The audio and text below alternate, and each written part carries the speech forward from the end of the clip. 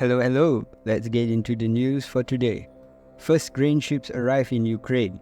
2 cargo ships have arrived at the Ukrainian port after traveling through the Black Sea using a new route, according to Ukrainian port authorities.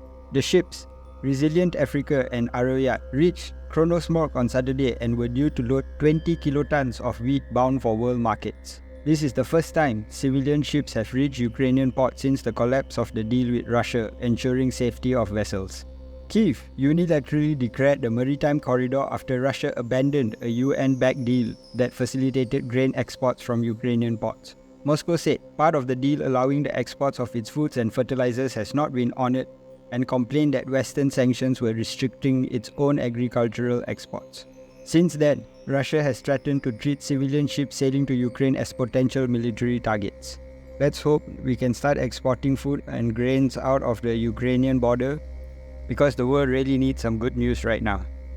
Moving on, Singapore's non-oil exports fall for 11th month. Singapore's non-oil domestic exports, NODX, fell 20.1% year-on-year in August, marking the 11th straight month of decline, as both electronic and non-electronic exports to the United States, Europe and China has declined. Economists are expecting the Monetary Authority of Singapore MAS to keep monetary policy unchanged in the policy review scheduled next month due to the weak growth and persistent inflation.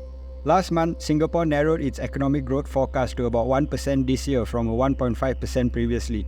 This comes after it narrowly averted a recession in the second quarter when its economy expanded a seasonally adjusted 0.1%.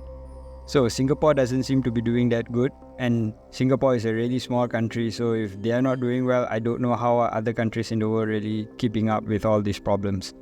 Now moving on to India. Foxconn aims to double jobs investments in India.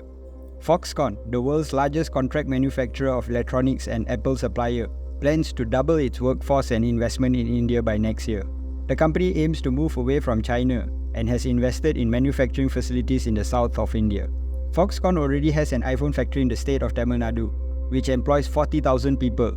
And in August, the state of Karnataka said Foxconn will invest $600 million for 2 projects in the state to make casing components for iPhone chip-making equipment.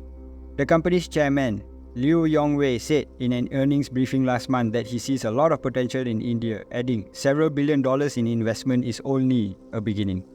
Looks like India is stealing most of China's manufacturing capabilities. And if this continues, there's no way China is going to be able to pull off being the world's #1 economy if this keeps going on.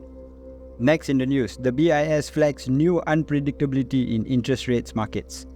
The Bank of International Settlements, the BIS, or the Central Bank of Central Banks, has warned investors to prepare for an extended period of unpredictability in global interest rates and rising pressures in the financial system.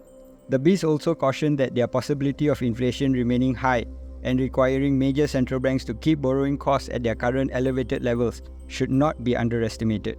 The report also highlighted concerns about the impact on highly leveraged parts of the financial sector that had bet on the US interest rates staying lower than they ultimately have.